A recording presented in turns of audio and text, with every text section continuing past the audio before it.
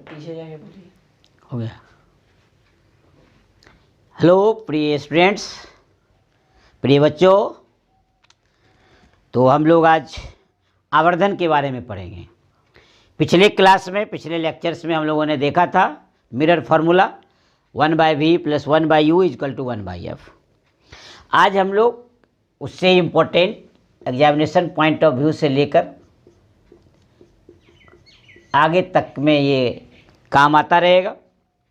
देखिए, स्टार की संख्या लगा दिए 5, इसका अर्थ हो गया बहुत इम्पोर्टेंट। आज हम लोग पढ़ेंगे आवर्धन। इसका इंग्लिश टर्म है मैग्निफिकेशन। आराम से देखेंगे, कॉपी कलम साथ में रहनी चाहिए। यह आवर्धन, दरअसल आवर्धन का शाब्दिक अर्थ है स्वरूप, पैटर्न। अभी आपने देखा था पिछले लेक्चर्स में कि जब किसी वस्तु का इमेज बनाते हैं दर्पण के द्वारा, चाहे वो अवतल दर्पण हो या उत्तल दर्पण हो, तो आपने देखा था कभी वस्तु का जो प्रतिबिंब बना था वो वास्तविक आकार से बड़ा था, कभी छोटा था, कभी बराबर बना, कभी सामने बना, कभी पीछे बना, कभी सीधा बना, कभी उल्टा बना। तो ये जो आपने देखा प्रतिबिंब का विभिन्न स्वरूप, प्रतिबिंब का विभिन्न पैटर्न, उसको बताने वाला, दर्शाने वाला, जानकारी देने वाला टर्म कहलाता है आवर्धन। यानी प्रतिबिंब का स्वरूप बताएगा, ये पैटर्न बताएगा। ये हमने क्या कहा, कभी दर्पण के सामने, कभी दर्पण के पीछे, यानी वास्तविक, कभी काल्पनिक, कभी सीधा, कभी उल्टा, कभी बड़ा, कभी छोटा, कभी बराबर। इस तरह के विभिन्न स्थितियों से भली भांति परिचित हो चुके हैं आप। आज हम लोग आवर्धन के टर्म में उसे डिफाइन करेंगे। तो कहता क्या है कि किसी प्रतिबिंब की ऊंचाई और वस्तु की ऊंचाई के अनुपात को आवर्धन कहते हैं। What is magnification? तो कहता है ratio of height of image to the height of object is called magnification और लीनियर मैग्निफिकेशन। उच्च कक्षा में जब जाएंगे आप, जब 12वीं कक्षा में प्रवेश करेंगे तो वहाँ आपको कोणीय आवर्धन, एंगुलर मैग्निफिकेशन भी पढ़ना होगा। लेकिन अभी हम लोग 10th स्टैंडर्ड में, तो हम लोग यहाँ लीनियर मैग्निफिकेशन को देखेंगे, यानी आवर्धन को देखेंगे। तो हमने क्या कहा, इसे परिभाषित करने के लिए सुने होंगे आप कि प्रतिबिंब की ऊंचाई, प्रतिबिंब की ऊंचाई और वस्तु की ऊंचाई के अनुपात को आवर्धन कहते हैं। आवर्धन कहते हैं। आराम से इसे प्रायः m से सूचित किया जाता है।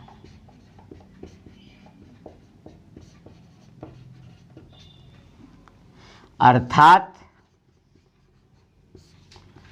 m बराबर क्या लिख सकते हैं, HI/HO। इसका अर्थ क्या हुआ, HI का मतलब प्रतिबिंब की ऊंचाई, बिंब की ऊंचाई। क्लियर हो गया? आप आराम से देख सकते हैं। HI जो है यह हाइट ऑफ इमेज को बताता है, HI हाइट ऑफ इमेज, और HO बिंब की ऊंचाई, यानी ऑब्जेक्ट के हाइट को बोलेंगे HO और प्रतिबिंब की ऊंचाई को बोलेंगे HI। I for image, O for object. Clear हो गया? अब देखिए कि ये भी ऊंचाई, ये भी ऊंचाई, दोनों सेम क्वांटिटी का रेशियो है, दोनों समान राशि का अनुपात है, इसलिए इसका कोई मात्रक नहीं होता है। ऑब्जेक्टिव में काम देगा, याद रखेंगे, इसका कोई मात्रक नहीं होता है। एकदम छोटी छोटी बात को भी जानना जरूरी है, कोई मात्रक नहीं होता है। अब देखिए स्पेशल नोट्स लिखाते हैं हम आपको। नोट पहला, यदि m 1 से बड़ा है। ऐसा वैल्यू आ जाए कि m का वैल्यू 1 से बड़ा हो जाए। क्लियर हो गया कि प्रतिबिंब की ऊंचाई वस्तु की ऊंचाई से बड़ा होगा, यानी ऊपर वाला ज़्यादा होगा नीचे वाला कम होगा, तभी ना 1 से ज़्यादा होगा। तो इसीलिए यदि m का मान 1 से बड़ा है, इसका मतलब height of image height of object से बड़ा है। HI height of image, HO height of object. आदत डालिए अंग्रेजी टर्म लिखने का, हमेशा हिंदी में पढ़े हुए मत रहिए। हिंदी इंग्लिश मिलाकर अच्छा लगने के लिए इसको इंग्लिश बोलते हैं। इंग्लिश और हिंदी दोनों को मिला देंगे इंग्लिश, और ज़्यादा अच्छा है। इसलिए कभी कभी इंग्लिश टर्म भी यूज करना जरूरी है। देखिए height of image height of object से बड़ा होगा तो m का मान 1 से ज़्यादा होगा। यदि m का मान 1 के इक्वल होगा, इसका मतलब दोनों इक्वल होगा। यदि ये भी 10 मीटर ये भी 10 मीटर, कैंसिल आउट 1 हो जाएगा। ये 20 सेंटीमीटर ये भी 20 सेंटीमीटर, कैंसिल आउट 1 हो जाएगा। इसका मतलब क्या हो गया, जितना बड़ा ऑब्जेक्ट है उतना ही बड़ा इमेज बनेगा। वैसी स्थिति में आवर्धन क्या होगा, 1 होगा। Very good important question NCERT में आपका। कन्याकुमारी से कश्मीर तक, अरब सागर से बंगाल की खाड़ी तक चलने वाली किताब एनसीईआरटी किताब में क्वेश्चन है कि समतल दर्पण का आवर्धन 1 है, प्लेन मिरर का क्या जस्टिफाई करता है। तो प्लेन मिरर में तो पहले ही बताए थे आपको कैरेक्टरिस्टिक कि प्लेन मिरर के द्वारा किसी वस्तु का जो प्रतिबिंब बनेगा, जितना आकार में वस्तु होगा उतना ही आकार का प्रतिबिंब बनेगा।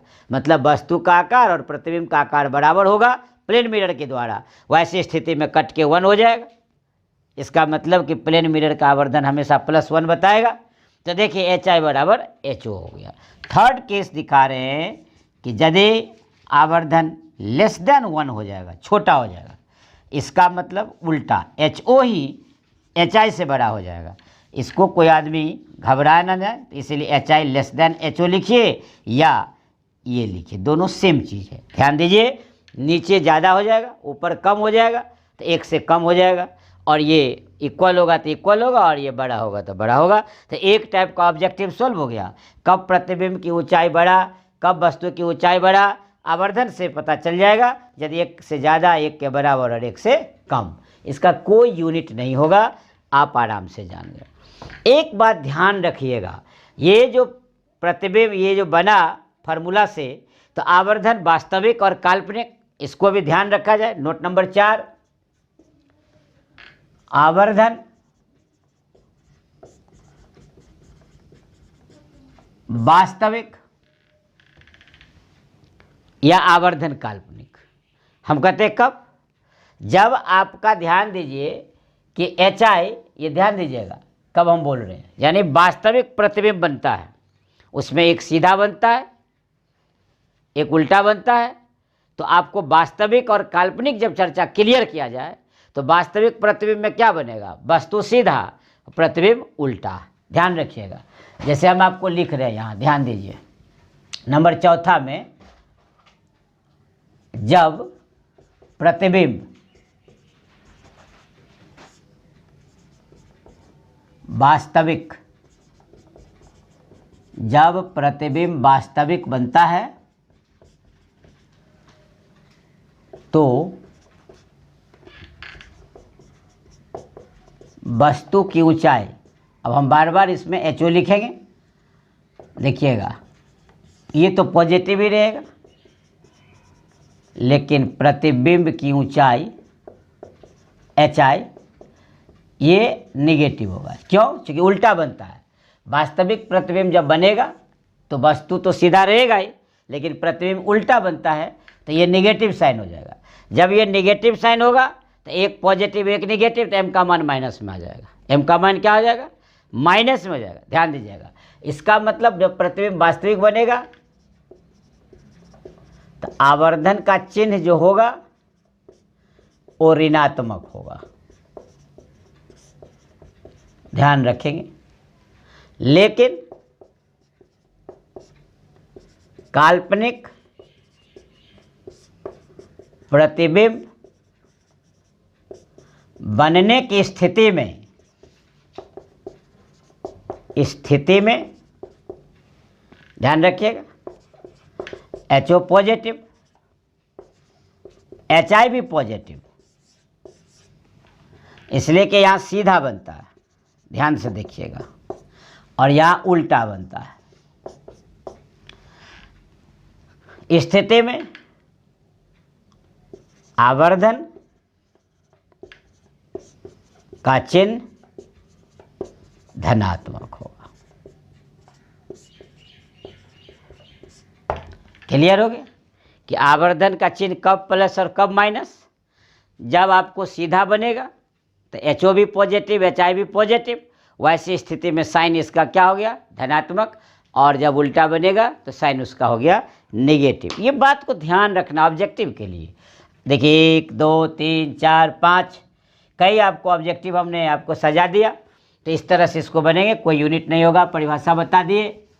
अब हम लोग आगे बढ़ते हैं कि आवर्धन के लिए एक फार्मूला जो हमने लिखा है HI/HO, उसको थोड़ा सा अवतल और उत्तल दर्पण में प्रतिबिंब और वस्तु की दूरी में भी सजेस्ट करते हैं। अब जैसे देखिए आवर्धन का व्यंजक, ये व्यंजक है, यानी एक्सप्रेशन फॉर मैग्निफिकेशन। हमेशा ध्यान रखेंगे, आवर्धन का कोई यूनिट नहीं, सबको बताएगा, यानी आपको इसमें दिखाना है HI/HO। ध्यान रखिएगा, ये फार्मूला हम लाएंगे और ये टर्म्स ऑफ यूनिट में आएंगे तो हम लोग V/U भी लिखेंगे, जहाँ याद होगा व्हेयर U वस्तु दूरी है और V जो है वो प्रतिबिंब दूरी है, प्रतिबिंब दूरी है। अब प्रश्न उठता है कि आवर्धन का व्यंजक निकालेंगे अलग अलग, क्योंकि परीक्षा में तो कोई नहीं जानता कि अवतल दर्पण में पूछेगा कि उत्तल दर्पण में पूछेगा। जिस दर्पण में पूछा जाए उस दर्पण में निकाल देंगे। अब देखिए अवतल दर्पण का जो प्रतिबिंब बनाए थे उसी में से एक फिगर को हम लोग ले लेंगे, कंसीडर कर लेंगे। देखिए यहाँ ऑब्जेक्ट को रख दिए, यहाँ भेज दिए, इधर फोकस होकर गुजर गया, ये C से गुजर गया। गौर से देखिए, यहाँ हम P के पास ले गए और यहाँ से ला दिए। ये फर्स्ट क्लास, देखिए एक बार फ्री हैंड से फिगर बन गया, आराम से बनते हुए। यहाँ पर चूँकि सब मिल रहा है तो ये आपका इमेज बन गया। ये आपका C हो गया, ये आपका F हो गया, ये आपका AB हो गया और ये आपका B' और A' हो गया। एकदम क्लियर है, ध्यान देंगे आराम से, ये बन चुका है कई बार। मिरर फार्मूला में भी बनाए थे, इससे पहले भी प्रतिबिंब के निर्माण में बनाए थे। देखिए ये एक अवतल दर्पण है जिसके प्रधान अक्ष पर एक AB वस्तु रखे, अनंत और वक्रता केंद्र के बीच रखने से उसका प्रतिबिंब A' B' वास्तविक और उल्टा बना, जो दर्पण के सामने दिख रहा है, स्पष्ट चित्र में दर्शाया गया है। अब क्या करना है आपको, तो ये व्यंजक को लाना है। तो इस फिगर को देखा जाए, वस्तु दूरी साफ लिखा हुआ है U, प्रतिबिंब दूरी लिखा हुआ है V। तो वस्तु दूरी यहाँ क्या हो गया PA, प्रतिबिंब दूरी क्या हो गया PA'। ये ध्यान रखिए, ये हाइट ऑफ ऑब्जेक्ट और ये हाइट ऑफ इमेज, यानी चित्र से इसको क्लियर कर दिया जाए। PA वस्तु दूरी ये U हो गया, PA'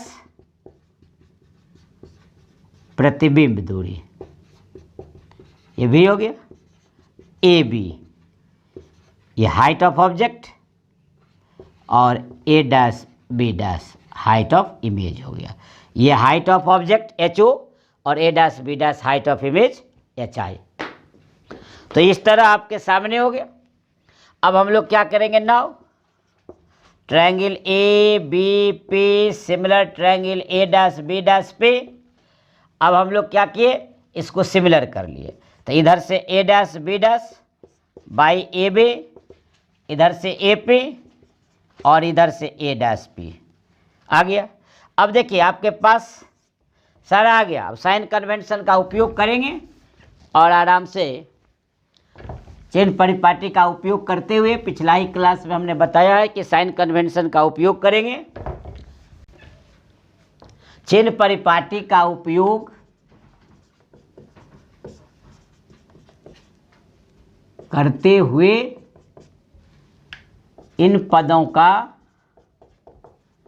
मान रखने पर, रख दिए। देखिए ए डैश बी डैश, यहाँ हाइट ऑफ इमेज है, देखिए एच आई, और यहाँ क्या है A B H O. A dash P, देखिए यहाँ लिखल है, यहाँ ए डैश पी, यहाँ कहीं होगा ए डैश पी, ये भी है और ये यू है। अब साइन कन्वेंशन, वस्तु क्या है हाइट, प्लस उल्टा इमेज बना है माइनस, इधर देखिए भी और यू दोनों लेफ्ट में चुके, all distances are measured from pole, यहाँ से मापते हैं, ध्यान देंगे। इधर रहता तो पॉजिटिव, इधर है तो नेगेटिव, सब इधर ही है इसलिए ये निगेटिव, ये तो कैंसिल आउट हो गए। देखिए H I by H O equal to V by U, आ गया फार्मूला। यही आपको निकालना था बाय डेफिनेशन, एम बराबर H I by H O, यानी इस तरह एम बराबर, इसी को हम लोग लिख देते हैं डायरेक्ट परिभाषा से एम, यानी कि आपके पास एक ब्रह्मास्त्र आ गया, एम बराबर H I by H O बराबर माइनस वी बाई यू। इस तरह हम लोग क्या किए, अवतल दर्पण में निकाल दिए, एम बराबर H I by H O equal to minus we by U, तो ये ब्रह्मास्त्र हो गया, क्योंकि ये देखिए माइनस साइन यहाँ चला आया। इस तरह एम बराबर H I by H O बराबर माइनस वी बाई यू, इस फार्मूला को कंठाग्र उदाग्र लोलाग्र लोल के अगले भाग पर रख लीजिएगा। अब देखिए मान लीजिए आप प्रतिबिंब की ऊंचाई और वस्तु की ऊंचाई का रेफरेंस उत्तल दर्पण में यदि आपको पूछ दिया, मान लेते हैं नंबर बी कर ही दिया जाए, उत्तल दर्पण, उत्तल दर्पण में, तब हम लोग क्या करेंगे, एकदम सिमिलर, कुछ नहीं बदलेंगे। हम लोग यहाँ ऑब्जेक्ट को खड़ा कर देंगे, इसको लौटा लिए, पीछे की ओर बढ़ा दिए, ये यहाँ ले जाएंगे, ये सी हो गया, ये एफ हो गया, और ये मिला देंगे, ये ए डैश बी डैश, ये पोल हो गया, ये ए हो गया, ये बी हो गया। तो स्वाभाविक बात है, ध्यान से देखिए, यहाँ से हम इसको कंस्ट्रक्टिव लाइन खींचे थे, सब बनाया हुआ पिछला क्लास में, कोई नया चीज़ नहीं बना रहा हूँ मैं, पीछे से उठा के केवल रख दिया। अब देखिए फ्रॉम फिगर लिखिए, चित्र से, ध्यान से देखिए, अब चित्र से ए पी वस्तु की दूरी, ये तो always U, A dash P प्रतिबिंब दूरी भी, और H O height of object A B, और height of image A dash B dash. अब तो क्लियर है। अब नाउ अब triangle A dash B dash P similar triangle A B P, क्या होगा साइड, एक ही अनुपात में होगा, A dash B dash by A B, और इधर से ए डैश पे और इधर से ए पी। अब साइन कन्वेंशन का उपयोग करके देखिए, इसमें मान भर दीजिए, है यहाँ लिखा हुआ, चिन्ह परिपाटी का उपयोग करते हुए इन पदों का मान रखने पर, देखिए A dash B dash height of image positive, देखिए हाइट ऑफ ऑब्जेक्ट पॉजिटिव, और यहाँ पोल से मेजर करेंगे, इधर और इधर, इधर नेगेटिव इधर पॉजिटिव, क्या होगा, वस्तु लेफ्ट में है तो नेचुरल है ये माइनस होगा। अब ध्यान दीजिए, इधर तो बी बाई यू लिखाएगा, लेकिन हम लोग का अब इधर इमेज बन रहा है, तो इधर आएगा तो ये पॉजिटिव, और उधर ऑब्जेक्ट है तो माइनस। अब देखिए क्लियर हो गया, H I by H O minus we by U बराबर एम।